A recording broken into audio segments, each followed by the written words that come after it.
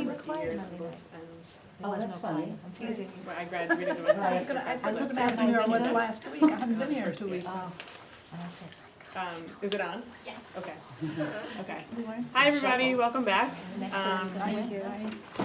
Good to see everybody again. So today I wanted to talk about a question, as you see in the title, marrying a Dutch Sephardi so you can wait 1 hour and eat quinoa. Does it work? Oh, So, I did that. Dutch Sephardi? Yeah. Really?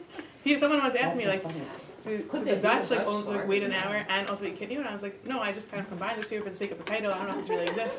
My husband Maybe it is does. a Dutch Ashkenazi, but most of the Dutch Jews Or Sephardi, interesting. were. the original. So, but essentially the Original, topic is just until World War II. sort of when a couple gets married, whose minhagim should you follow, and how do you sort of decide that? And we're going to see a response of Rav Moshe Feinstein, where he, in his classic form, he really sort of like takes the Gemara and applies it to this case when no one before him really did that, and it's a very sort of like original approach. So I'll start off with a little bit of a story. One of the teachers here in Maynard actually got married this year, and we didn't make her Shabbat Brachot, but when she came back to school after Shabbat Brachot, the faculty wanted to make a sort of like dessert welcome back reception for her. And before she got married, she kept Chalav Yisrael, but not everybody knew that. So the teachers who set up the whole dessert, it was like this whole big feast of desserts that all turned out to be dairy. And one teacher came in and whispered to me, like, oh, she keeps Chalav Yisrael. Like, we feel bad, like there should be something for her to eat. So I'm like, okay, I'll run out and get like some pyre of cupcakes. We bring them back, and then she comes in, and they're like, oh, there's these pyre of cupcakes for you. And she's like, oh, now I got married, I don't keep Chalav Yisrael anymore. So that was a good story, where it kind of illustrates that in her case, like she was, following the practice of her husband. But is that necessarily what should happen? How do we arrive at that conclusion? Why is that what is, very commonly done? And I want to go through some sources today that will address that question. So, source number one definitely seems to imply that family consistency, sort of from generation to generation within one family, is important. If you look at source number one, the Gemara tells us that the Bnei Baishan, the citizens of a certain town in Bavel, a certain city in Babylonia, Nahug lo havu azlin mitzur letzidon b'malei Shabbat. They wouldn't travel from Tzur to Tzidon, which are other cities, on Erev Shabbos. On Fridays, they would be careful not to make this journey. The journey was apparently a long journey, and it would be too risky. Maybe they wouldn't make it in time for Shabbos, and they just didn't do this journey on Friday. Atu Banai, who come into Rabbi Yochanan, their sons, their children, went in front of Rabbi Yochanan and said to him, Amru lo, avhatin efshar lahu, anan lo efshar lan. For our fathers, they were able to manage this. They were able to pull it off. Their businesses didn't suffer. They were able to get by, not making this journey on Fridays. But we can't make it. It's not working for us. So can we start to make this journey on Friday, even though the previous generation, they didn't used to do this? Amar lahu, Rabbi Yochanan said to them, Kvar kiblu avotechem aleihem, she'amar shema b'ni musar avicha v'al titosh torati mechano. Your fathers already accepted this upon themselves, and you're supposed to sort of listen to the teachings of your father and your mother, and we're not supposed to kind of deviate from a family practice, for generations. So we see that maintaining consistency within a family unit is important, but the question is, when you combine two family units, then what happens, right? What happens to that consistency? Now, this is a question that has become more of a question in modern times, because back in the day, communal customs were much stronger, and you didn't generally have people so often marrying someone from a different community. You often have people marrying someone from their same community, and they had the same customs, so this wasn't really such a big issue. So this wasn't really addressed too much in response historically, because of that factor that made this question just not so relevant. But the earliest response that addresses this question is from the Tashbetz, which you see in source number 2. This is from the 14th century, so this is a long time ago, but he's really sort of like the only early source. And he says, if you look at source 2, I'll read this in English. He says, in places that have different practices that are like two courts within one city, meaning normally like one community is supposed to have one minhag, where you're not supposed to have like different people within the same place doing different things. But once you have a city that's like really big and you sort of have like two communities living within one place, then it's allowed then that becomes allowed, right? Like New York City, you have a Syrian community, you have Ashkenaz community, you have Moroccan, Persian, whatever. They're not like in violation of being arguing with each other, because they're all sort of have their own leadership and their own community within the larger area. So once you have a situation like that, And so where half of them rule in accordance with Beit Shammai, half rule in accordance with Beit Hillel, for example, right, on a particular issue. And that's not considered a violation of the prohibition of lo godezu, right, being divided into groups. There's a prohibition in the Torah that we're not supposed to be divisive. We're not supposed to be divided into groups.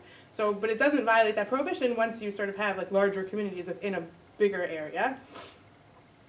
So what happens if a man from one community marries a woman from another community? There's no doubt that the woman becomes subsumed under the husband and all his obligations. So he thinks that the woman follows the man's practices, since a man's wife is like himself for all matters and separates from her father's community. So his first reason for why you should have the woman follow the man is because of this halachic principle that's called ishto kegufo. A man's wife becomes like himself. So he says, since a man's wife becomes like himself, she should follow his practices. So that he applies that principle that comes up in various places in the Gemara, and we're going to see later on in the shiur the context where this principle comes up in the Gemara and if it really makes sense to apply it here, but nonetheless he does that. And he says, okay, so that's why the woman should take on the man's practices. And then he goes on to emphasize also why it's important that the two members of the couple follow the same practice as each other, right? So, which probably could have come first, logically, right? They should have the same practice, and then how do you decide who's to follow? The woman should follow the man's. But now he's going to just emphasize that point that there should be consistency, right? And he says that this is an obvious matter, and there's no doubt that there shouldn't be two people at one table who are able to eat different dough, right? You shouldn't have two people sitting at the same table where something's kosher for you and not kosher for me. That's just not good for the stability of the home, for the messages that you're sending. We need to have that consistency. Okay, so the Tashbit says we need to have consistency within one household, within one family unit, and how do we choose who to follow? The woman should follow the man because of this argument of ishto kegufo.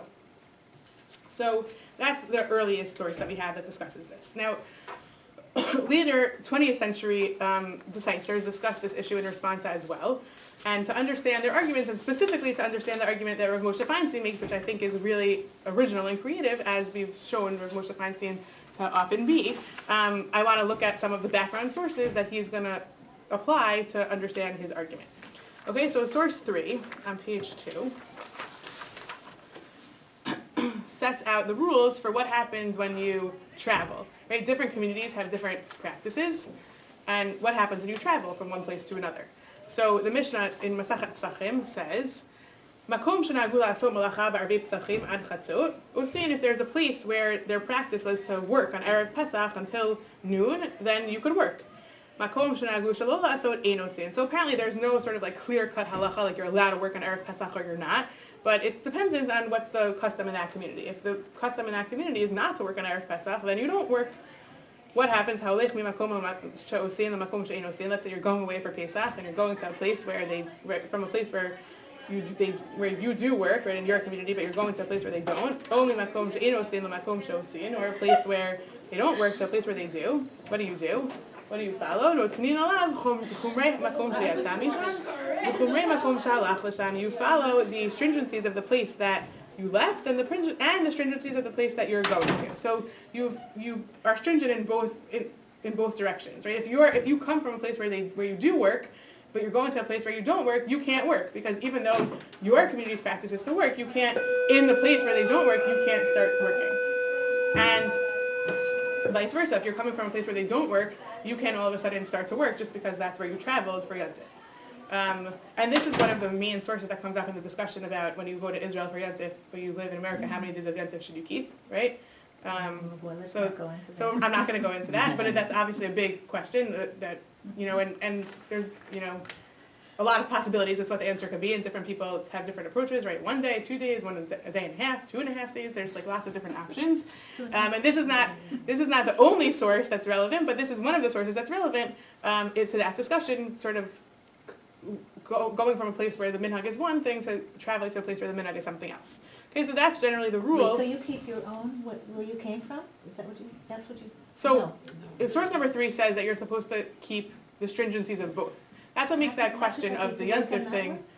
I don't understand that. Meaning, if you're coming from a place where you don't, where you do work, so then you're still not allowed to work if you go somewhere where they don't, because you have to keep the stringency of the place that you're going to. But if you're coming from a place where you don't, then you're still not allowed to work, because even if you're in a place where they do and everyone else is going to work, because you have to keep your own stringency from where you came from also. You keep your own stringency. Yeah. but also the stringency of the place that you go She to. said there's a variety. Meaning if you come from a place where you're allowed to go to work, but you go to a place where no one else is, you can't. Because Even though that's that's more not- stringent. Right. I think it's, The place you get to is more stringent. if the place you get to is more stringent, Minhakamakom is what you keep. No? both. No.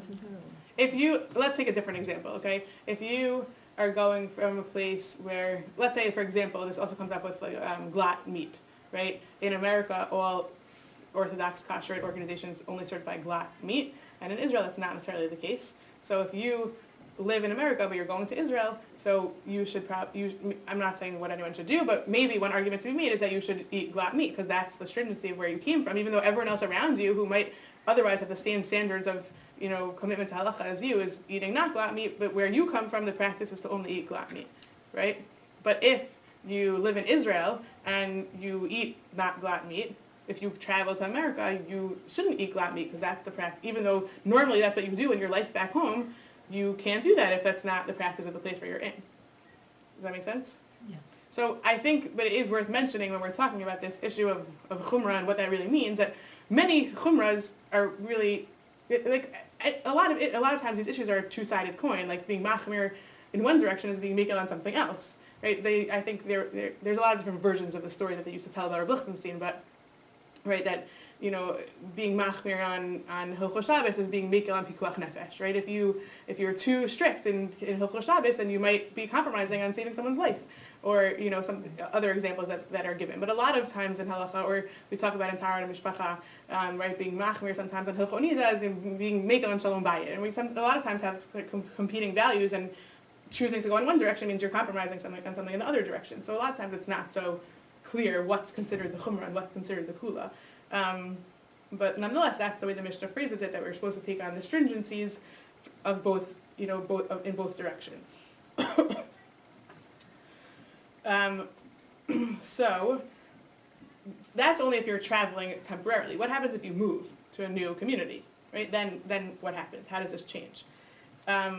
Right, if you move for good. So that is what the Gemara addresses. The Gemara on this, the Gemara in a different place in Masachet Chulin, but bringing up what we learned in the Mishnah in source 3, the Gemara in source 4 comments on that issue. And the Gemara says, if you look at we can read the whole thing. But the Gemara says that the context here is that there's a certain chumrah and hilchot shchita, right, shechting animals, there's lots of rules about it, and there was a certain little detail that in some places they were careful about, in some places they weren't. Right, and in the Gemara they tell us that they were careful about this in Bavel, but they were not careful about it in Israel. So the Gemara says, Rabbi Zera late lay notnin alav chumrei makom sheyatzah misham v'chumrei makom shalach l'sham. How could Rabbi Zera not keep this chumrah if he came from Bavel and they were strict about it where he came from? How could he not be careful about this particular detail, which previously the Gemara has told us that he wasn't? So there's two answers. Amar Abaye, Hani mili bin Bavel Eretz Yisrael, Eretz Yisrael, Eretz Yisrael. Inami Eretz Yisrael leBavel. Aval mi Bavel Eretz Yisrael kivan zaynan kaifinan lehu avdinan kavatayu. So one answer is that Israel trumps all, right? So this rule is the general rule. If you're traveling from one place to another within Bavel, or you're traveling from Eretz Yisrael to Bavel, or from two places in Eretz Yisrael, one to another. But if you're traveling from Bavel to Israel, then you just do even though the normal rule is you follow the stringencies of where you came from and where you're going, according to Abaye, that changes when you're going from outside of Israel to Israel. When you're going from outside of Israel to Israel, then whatever the minhag in Israel is trumps all, and you just follow that. I like that. So that's what Rabbi Zera, so that's one explanation as to why Rabbi Zera wasn't careful about this stringency in Hilchot Shchita. But the other explanation is what's more relevant to us. Rav Ashi says, Rav Ashi Amar, Afilu Timim Bevel Eretz Yisrael, Hani Milihicha Zadato Lachzor. Right? Even if you say that you have to take the stringencies of both places, even when you're going to Israel, that's only when you plan to go back. Rabbi Zera ain't Zato Lachzor Haba, but Rabbi Zera made Aliyah. He wasn't planning on going back. He was planning on staying there forever. So therefore, he changed his practice to follow his new community. So what does that teach us about what you're supposed to do if you move? What happens if you move permanently? You follow where you move to. And that's both in the direction of stringency and leniency. Right? If you move to a place where, right, if you make aliyah and here you only eat glatt meat, but in Israel people eat not glatt meat, now you can eat not glatt meat. Or, for example, right, if you live somewhere where the practice is to keep Chalav Yisrael, going back to our story from before, but now you move somewhere where they don't keep that, so then you don't have to keep it anymore, right? So it works both ways. It works both in the strict direction and in the lenient direction. That you're supposed to, when you move, you shift to the place where you move to. Okay, and that's how the Shulchan Aruch rules in accordance with that opinion of Rav Ashi. And source number 5, the Shulchan Aruch says, "V'chein haba'im mechutz la'ir ladur sham." If people are coming from outside of a city to live there, hareihim k'anshei ha'ir, they become like citizens of that city. V'chayavim la'asot k'takanatan. They have to follow their rules. V'af b'devarim shahayu asurim b'hem be'iram v'pnei minhagam. And even things that used to be prohibited for these people in their old city because of their practice, their custom, but the new place, it's not the custom to prohibit those things. Now those things are permitted for these new people if their intention is not to go back. So when you move, you change entirely to the new place, to the custom of the new place. Okay? But the big question is, how do you think that all of these, right, how does this discussion translate to marriage? How is this going to help us determine what a couple should do when the couple gets married? Right here we're talking about a family or a group of families transplanting themselves to a new physical community. But what happens when a couple gets married? How does this translate to that reality? So there are some sources in the Torah that imply that maybe the wife is sort of like moving into her husband's household, right? When there's 2 stages of the marriage process we talked about last week, Kiddushin and Nisuin, right? The ring, and then they're sort of like starting to live together under one roof and him taking her into his household. So maybe that implies like she's moving to his home, right? If you look at source 6, the pasuk in the Torah that talks about marriage and divorce says, Ki ikach ish isha v'ala, when a man takes a woman and sleeps with her, she doesn't find favor in his eyes because he finds a matter of immorality within her. He writes her a divorce document, he gives it to her in her hand, and he sends her away from his house. So maybe that pasuk implies that she had been living in his house, to the point where we can apply this rule of she's moving into his sort of community and she should take on his practices. And we're going to see that's what Rav Moshe is going to suggest. So let's look together now at source number 7 and see how Rav Moshe takes this Gemara and applies it here. So this tshuva, this response is written in 1954, and he says, "V'ish v'isha shehim mizinot chalukot," for a man and a woman who come from 2 different communities, 2 different countries. How should they proceed? How should they behave with regard to customs that they differ about? So going on to the next paragraph, he says, if you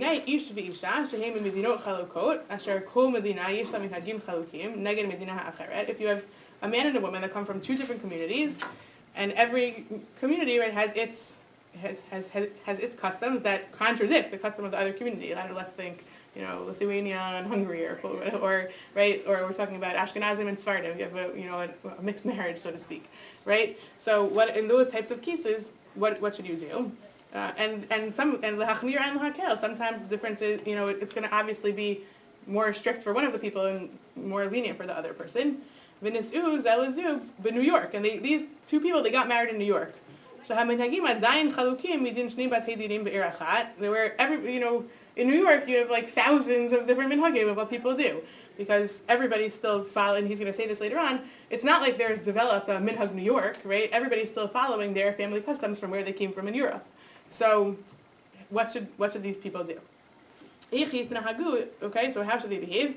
And he gives 4 different options as to what they should do. So option 1, so option 1 is the husband does his thing, the wife does her thing, they each continue to follow their custom from their community. So that's option 1. Option 2 is option 2 is that they should both do the same thing, but they should pick the stringencies from both sides, right? Where the wife is more strict, they should follow her. Where the husband's more strict, they should follow her. That's option 2 that he gives. And again, that would be a little bit hard to apply because every stringency sometimes comes with leniency and something else. Right, that goes back to the days of Yontif question in Israel, right? Being strict on keeping Yontif and not doing Malacha, that could come with some things that you're missing out on, right? Let's say for men who don't put on tefillin on Chol Moed, or for men who do put on tefillin on Chol Moed, or for the ends of Yontif, right? If you're supposed to be putting on tefillin, but you're not because you're keeping Yontif, so then you're supposed to be putting on tefillin and you're missing out on that. So everything is sort of a 2-sided coin. So that might be hard to apply, but that's his option 2, that they should take on the stringencies of both sides, both spouses. Option 3 is that the wife should follow the husband. Option 4 is or the husband should follow the wife. So he lays out all the options. They all seem to be, at first glance, equally valid options. What is he going to conclude, though? Let's see. So he says, "Hanachon la'aniyut da'ati," in my humble opinion, the correct thing is ha'isha tzricha lahitnahek min hagaba'al bein lechumra bein lekula. So the wife should follow the husband's practices, both when that leads to stringency or leniency, and that probably is fairly common in terms of what we see in the world and the community around us, that's generally speaking how a lot of people practice. But how did he arrive at that conclusion? How did he get there, right? So he applies the Gemaras that we learned in source 3 and 4. He says, "Zaha din minhag v'holech me'makom u'makom k'she'en da'ato lachzor l'mkomo harishon noheg kimin ha'makom sheba l'sham bein lekula bein lechumra." He says because the rule about someone who goes from one place to another when they don't intend to go back is that you follow the custom of the new place, whether that's in the stringent direction or the lenient direction, as it says in the Shulchan Aruch. He quotes, and he quotes the Gemara also that we saw from Chulin, where we learn this bottom line conclusion from. Okay, so now he's going to tell us how he applies this Gemara. We're in the 4th paragraph, V'hinei B'isha, or if you're following in the English, we're in the bottom paragraph on the page, and a woman right after she marries, on page 3. He says, V'hinei B'isha la'achar nisu'eha, a woman after she gets married, shenachshevet b'kol makom nechnesa l'reshut ha'ba'al, who is considered as having entered the domain of the husband, hu mishum shemikoma l'hiyot etzel haba'al midoraita, because that's her place according to the Torah. When she's married, she's supposed to be in his household. Shezehu ikar hanisuin. That's what nisuin is, the second stage of marriage, him taking her into his household. Shenimtzara lahaba'al l'hiyot b'beito, that she's given over from her father's household to her husband's household to be taken care of by him, as it says in Gemara Ketubot. V'hu mita'am d'din nisuah hu shetiyah b'beit haba'al. And right, the married woman is supposed to be in a part of her husband's household, and that's what the Torah says. Okay, now going on to the next paragraph, he says, so v'lachein, and therefore b'hanisuin ein lecha holacha mimakom l'makom gadol mizo. You don't have a greater paradigmatic example of someone who's moving from one place to another. A woman is supposed to go into her husband's household when they get married, and therefore she's moving from her father's household to her husband's household. We don't generally think of it like that, right? Usually, in our contemporary society, right, a couple gets married, let's say she was living at home with her parents, he was living at home with his parents, and then they move in together to a new apartment, right, or she was living with roommates, he was living with roommates, and they move in together in a new apartment, right? Sometimes he was living alone in their apartment and she, whatever, sometimes you have situations like that, but he's saying that it's as if she's moving in, right, to this new community, this new, she's moving from one place to another, she's moving into his place, and therefore she should follow the practice of his place like someone who moves from, Morocco to Baghdad, right? That's the comparison that he's making, and I think, as we've seen in the previous weeks, that this is a very original and creative way to arrive at a conclusion about this issue, to apply this Gemara to this issue, because it's really not what I would typically think of. I wouldn't necessarily think of someone, moving from Morocco to Baghdad as the same thing as a woman getting married, moving to her husband's household, right? They're not exactly the same, but that's how he's looking at this.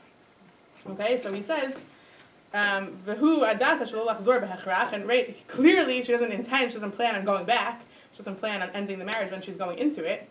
V'lachein, and therefore, miyesh chilukei minhagim bein beit avia lebeit ba'ala. If there's a difference in the practice of her father's home and her husband's home, yesh lalinhok minhag beit ba'al bein lekumar bein lechula. She should follow the practice of the husband's family, whether that's more strict or more lenient.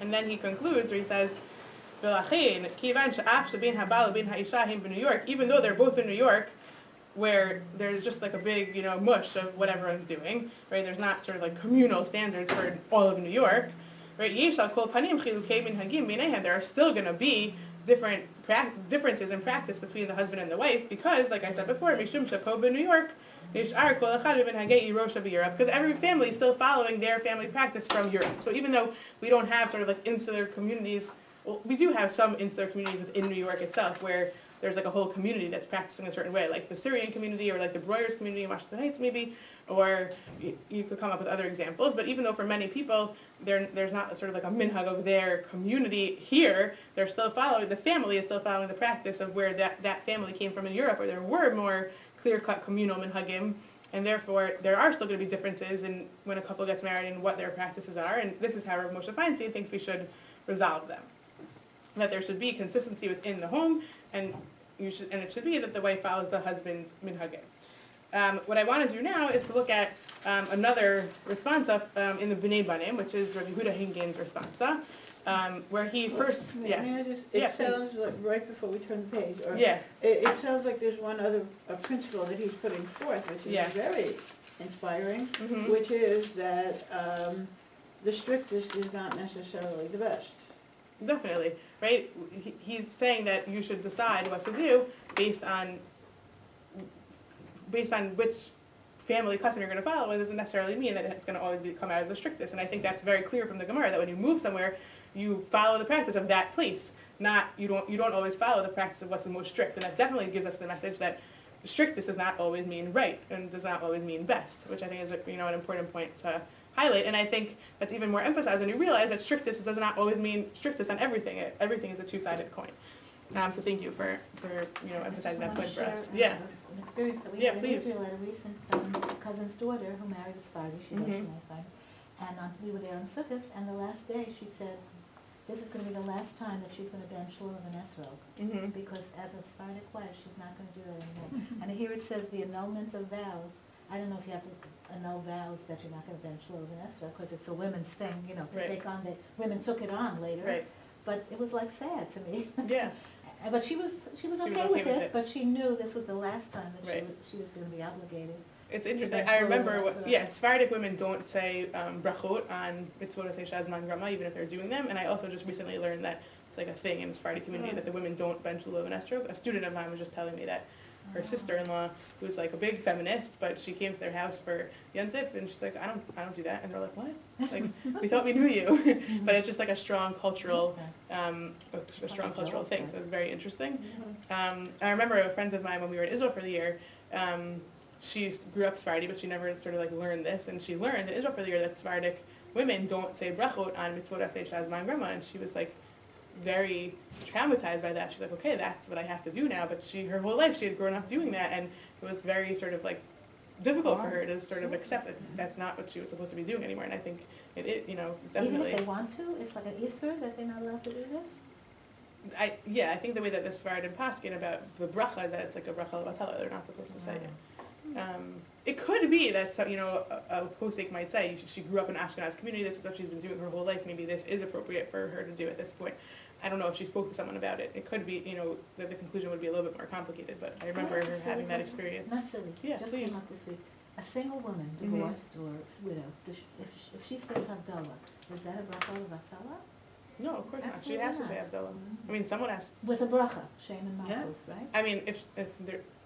Sometimes people call If the alternative someone on the phone isn't, and they'll there is listen. like this Kabbalistic thing that's discussed in I think it's in one of the commentaries in the Shulchan Aruch about women not like drinking the wine from Havdalah, but if the alternative is the not saying Havdalah at all, or the woman saying it 100%, she should say I Havdalah thought so too. with full bracha, everything. She has to hear Havdalah. So, But she hasn't been finished too, though. Yes. yeah, Yes. exactly. Okay, so Rav Moshe comes down pretty strongly that wife should follow husband's minhag, and he doesn't really give any sort of like limitations, exceptions about that. But Rav Henkin, in his tshuva, he first quotes Rav Ovadia Yosef, who gives a very significant exception, and then he also brings his own thoughts. And I wanted to share those, this tshuva as a response to Rav Moshe, just to kind of give us the bigger global picture of this issue. So Rav Henkin, who's a Rav nowadays in Israel, he was born in America. And he now is the posting for Nishmat. His wife, Rabbanit Chana Henkin, is the dean and founder of Nishmat. And he wrote this responsa called B'nai Banim. And he says that, I'll read this in English. And one friend showed me that Rav Ovadia Yosef wrote otherwise in Or Torah from ER 5751. So this was some sort of like Parsha weekly publication where Rav Ovadia Yosef wrote an article. I tried hard to find it in the original, but I couldn't find it, so I'm quoting it to you from here. This is what he says. This is what Rav Ovadia Yosef says. So Rav Ovadia Yosef also is a major halachic decisive of the 20th century, passed away the last couple of years. And we spoke about him in the first week when we were talking about different approaches to What year would this halachic have been? methodology. After 1964, you think? Was this after Yeah, Rav Moshe? because he's going to comment on Rav Uh-huh. Moshe's tshuva.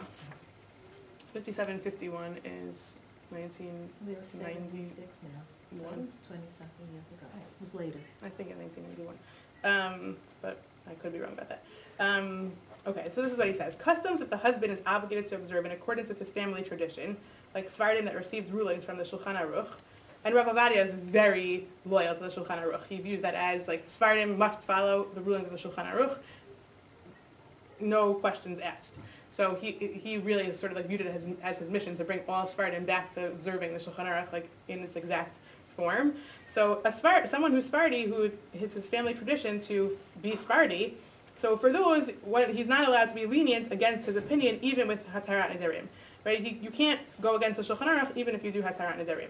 And in those types of cases, it's appropriate for an Ashkenazi woman to follow her husband's customs, even when it's a leniency for her. So on that, he agrees with Moshe Feinstein that the Ashkenazi woman should follow the husband's customs. But, he says, stringencies that a husband took upon himself, that if he wanted to, he could renege on them with Hatarat Nedarim, with annulling them. It's not his family practice. It wasn't his Sephardic community practice for generations. It's a personal stringency that he took upon himself. For that, there's no obligation for the woman to follow these practices, and he can't coerce her into the stringency that she doesn't want to observe when she has an opinion on which to rely. And he's going to give 2 examples. Example number 1, therefore, if she wishes to continue to use Tenuva milk, right? Tenuva is like the big dairy company in Israel. It's not Chalav Yisrael, it's Chalav Stam. But if he decided, personally, it's not his family practice, but if he decided that he's going to be careful about Chalav Yisrael, she doesn't have to do that just because he decided to do that for himself. That doesn't mean that she has to follow that too. Right? She can continue to use Tenuva milk, and if the husband wants to be stringent, he can, but he can't require her to not bring Tenuva products into the house. So she can drink it, and her children can drink it, and he's not supposed to have a problem with that. The same thing applies, the second example that he gives is applies to Shemitah fruits, right? In Shemitah, right, last year was a Shemitah year, so Jewish farmers are not allowed to farm the land during Shemitah, so there's all sorts of different ways of sort of how do you deal with that, right? What happens to the farms, what happens to the farmers, how do you get produce, how do we eat produce during that year, and there's all sorts of ways to deal with it. One of them is the heter mechira, the permission to sort of sell the field to a non-Jew to work it. So that's controversial. Some people rely on it, some people don't. So let's say the husband took upon himself that he personally is not going to rely on that. That doesn't mean that the wife is not allowed to rely on it, right? He says if she relies on the heter mechira, since many Torah giants are lenient regarding it, she can continue to be lenient, and he can't force her to be strict and only use badatz products that don't rely on the heter mechira. So 2 examples, right? So this of a personal stringency that he took upon himself that she doesn't have to follow, and that's his big limitation on Rav Moshe's psak, which it seems that Rav Moshe Feinstein in another place really agreed with as well, right? There's another tshuva where he says that if a woman wants to wear a sheitel, the husband can't, prevent her from doing so, right? He can't impose his personal stringency in that regard on her. So it seems that he really agrees with that also. So that's again, I think, a significant limitation on this general rule of thumb: wife follows husband's practice, unless it's his practice that was his sort of personal decision, then she doesn't have to follow it. Okay, that's what Rav Ovadia says. Now, if we look at source 9, it's a continuation of the same tshuva, the same response of Rav Henkin, where he's going to bring up his own perspective and his own sort of critiques on the previous sources on this topic. So he says, there is what's a challenge regarding the reasoning that a woman is like one who moves to her husband's home and doesn't intend to return. So first he's challenging Rav Moshe's application of the holech mimakom lamakom, one who moves from one community to another. Rav Moshe applied that to our case of a couple getting married. He's going to challenge that application. Maybe it's not true that it's the wife is moving into the husband's home, so to speak, right? Because it seems that this issue is subject to debate between Rabbeinu Tam and Maharam of Rotenberg, 2 of the Balei HaTosfot, 2 of the Tosafists, in Masachet Ketubot. According to Rabbeinu Tam, the woman's strength is greater than the man's, and a husband can be forced to leave his hometown and to dwell in the place where his wife is from, where the wife is from, if the 2 places are equal. And who says this isn't talking about 2 places with different customs? And then you would find the man coming to live in the wife's town, and he would have to follow the customs of that place. And also, once he's coming to her town, maybe he's going to live in her house, even in the basement apartment or the carriage house of her parents' house. Who knows? So you see, right, he's saying that according to the way that Rabbeinu Tam reads the Gemara, you sometimes have a situation where in marriage, the husband's actually moving into the wife's home, into the wife's community. So we can't necessarily always say that the wife is moving into the husband's home when you have a marriage situation. So he doesn't like the application of this principle. I think what Rav Moshe Feinstein would probably respond to this is that he meant it in a more sort of metaphysical way, right? This discussion is very sort of physical. Whose community are they moving into? And Rav Moshe probably meant it in a more metaphysical, metaphysically speaking, in a marriage, the wife is sort of like transferring her foundation from her father's home to her husband's. Classically speaking, that's probably what he would respond. But nonetheless, Rav Henkin takes issue with that application to our question. And then he continues to say, and I don't understand the reasoning of Rav Moshe Feinstein, that a woman's place is to be with her husband according to Torah law. Now Rav Henkin is going to challenge the metaphysical argument, right? He sort of understands, okay, maybe Rav Moshe Feinstein meant this metaphysically, but he's going to bring a challenge to that as well. And he's going to say, because this is in fact true, yes, the nisuin, the second stage of marriage, is the wife going into the husband's household, but it's also true that the husband's place is to be with the wife, as it says, therefore a man leaves his father and mother and clings to his wife, and they become like one flesh. The pasuk in Parshat Breshit, where it says, Al kein ya'azov ish et aviv et imo, a man leaves his father and mother, v'davak b'ishto, he's supposed to cling to his wife, v'hayu basar echad. He is the one who's sort of clinging to her, and that also metaphysically seems to be, an aspect and an attitude toward marriage. So why is it necessarily that it's like her moving into his metaphysical community? Why not the reverse? Right, it's not specifically in his house or her, and when it says he sends her out of his house, the pasuk that we saw before, right, when they get divorced, he sends her out of his house, implying that she was in his house. Rav Henkin says the Torah is just speaking in terms of what are usually occur, right? Usually that's sort of how it would be. It doesn't mean that that's necessarily how it has to be, and therefore that we can apply this moving from one place to another to marriage situation. So he doesn't he takes issue with Rav Moshe's application of this principle. And then he also takes issue with the tashbitz that we saw earlier in source 2, using the argument of ishto kegufo, that a man's wife is like himself, and therefore she should follow his practices. Right? He says, see what is written in the response of the tashbitz, that a woman is subsumed under her husband's obligations because she is like him regarding all matters. This needs limits, he says.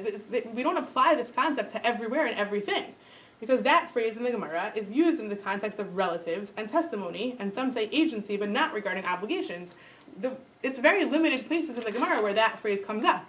It comes up in the context of saying a wife can't testify on behalf or against her husband because she's like himself. Like she's too close. They're too related. They're sort of subsumed under each other. It would be like him testifying for himself. That's where the phrase comes up. It doesn't come up in the context of obligations, that when he fulfills his obligation, she fulfills hers, right? If he heard Kiddush and she was sleeping, she heard Kiddush because he heard it. We don't say that. There is one place actually in Halacha where it does talk about it in terms of obligations. Anybody know?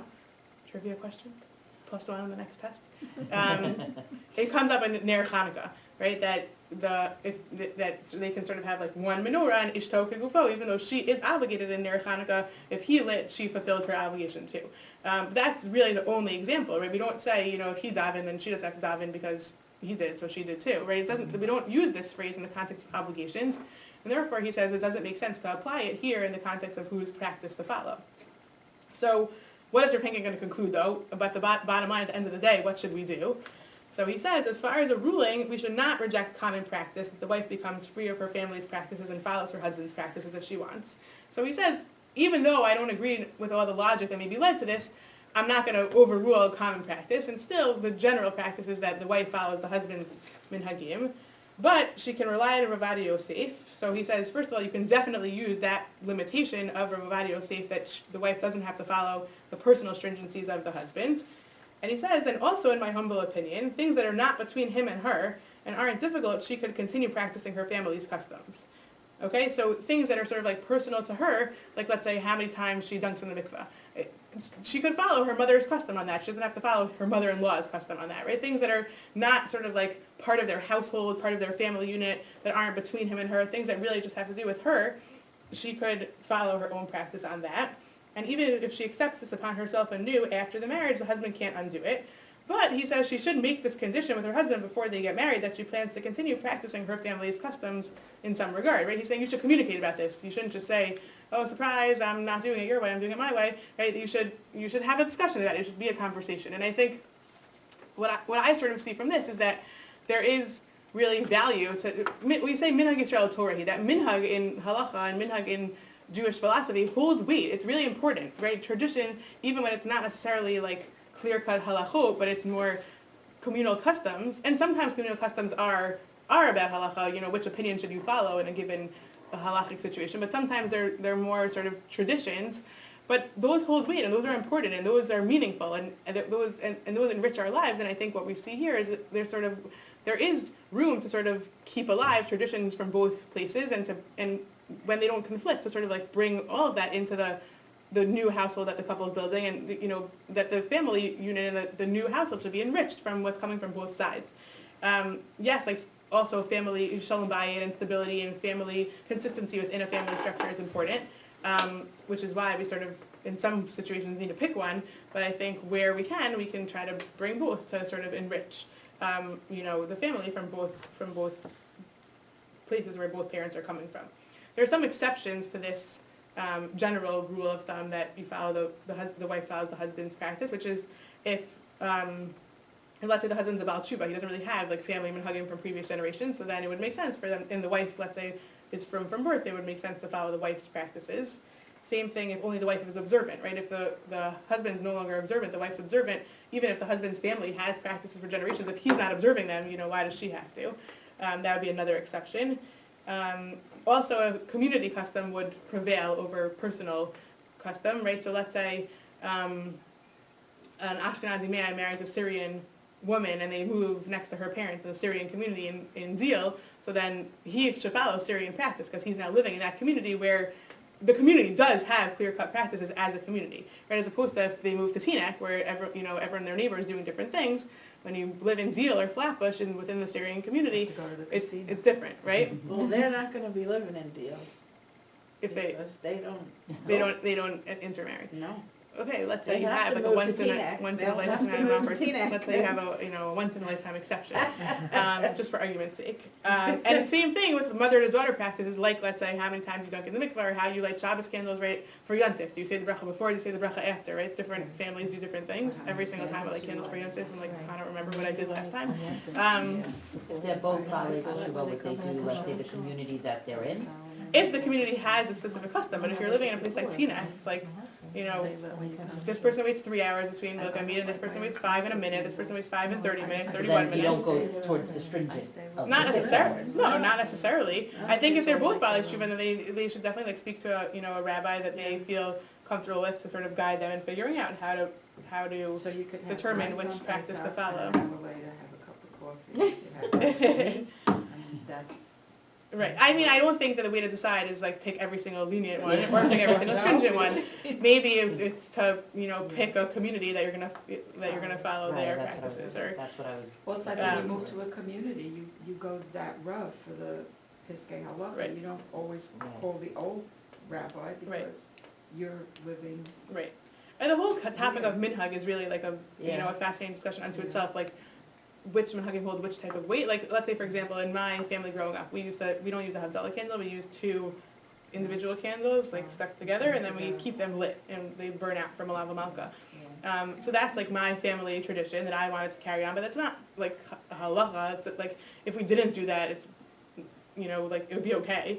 But that's something that was meaningful to me. And when we got married, my husband, his family, like his father's a rabbi, he always makes Havdalah in shul. Someone kind of comes home and eventually like makes Havdalah for whoever's at home. It's like really, they don't really have like a strong like meaningful ceremony around it. It's kind of like whoever gets around to it whenever does it.